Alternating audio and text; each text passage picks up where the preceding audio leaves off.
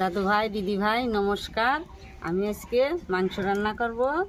এই যে টমেটো, এই যে আদা রসুন, আর এই যে পেঁয়াজ, এই জিরে, এই লঙ্কার গুঁড়ো, আলু।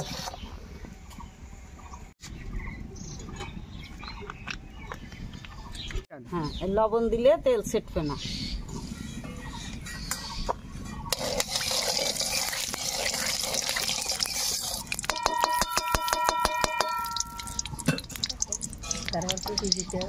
এই যে এবারটা আলু দিচ্ছি,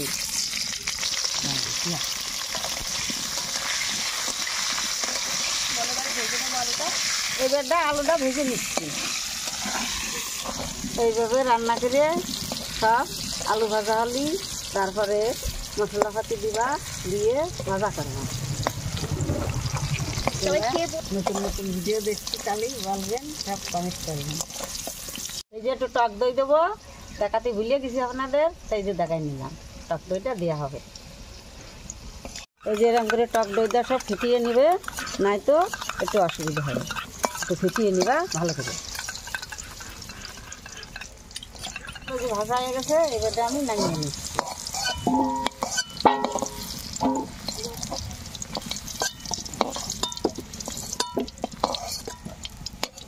জিরে দিচ্ছি,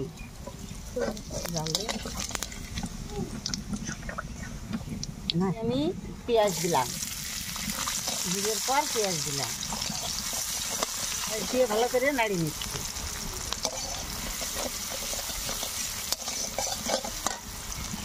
এই যে আমার পেঁয়াজ লাল হয়ে গেছে, এবারটা আমি মশলা দিচ্ছি। মশলাগুলো দিয়ে নিচ্ছি।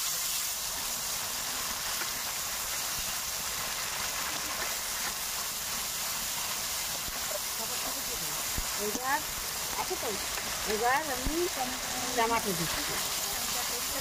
হ্যাঁ, টমেটো দিয়ে দেবো। সব মশলাগুলো একবারে কষিয়ে নেবো।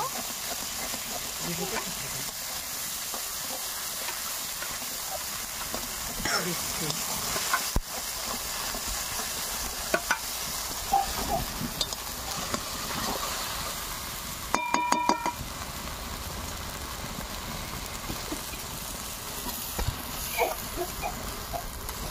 সব দিয়ে নিলাম, নাড়িয়ে নিচ্ছি।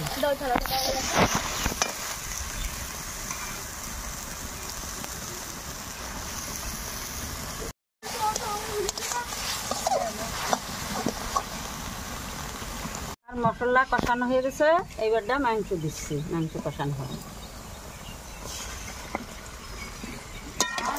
ভালো করে, মশলা ভাজিয়ে নিচ্ছি। এখন মাংস কষানো হবে। লঙ্কা দিচ্ছি, লঙ্কা দিয়ে দিলাম। আজকে চিকেন কষা আর ছিটে রুটি দেখতে চাইলে একটু পরে দেখবো। এইবারটা আমি এই যে আলু দিলাম, ভাই ভালো করে কষিয়ে নেব। ভালো করে কষিয়ে নেব।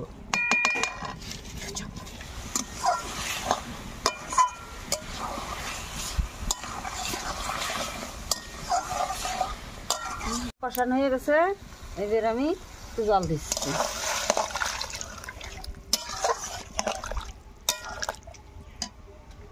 গুঁড়ো মশলা ছাড়া রান্না, আমারও গুঁড়ো মশলা দিচ্ছি না। গ্যাস হবে বলে, গ্যাস হবে না গুঁড়ো মশলা ছাড়া দিলি, খাইয়ে সব শান্তি হবে। এবার আমার রান্না হয়ে গেছে, এবার আমি ঢালতেছি।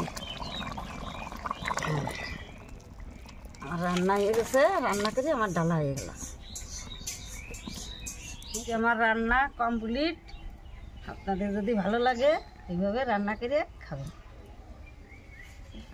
খেতে কেমন লাগছে? তো তুমি করতে পারতেছ না দাদু, কেমন লাগছে খেতে? ভালো। দেখুন শেষ হয়ে গেছে পুরোই। বলে রাঁধছি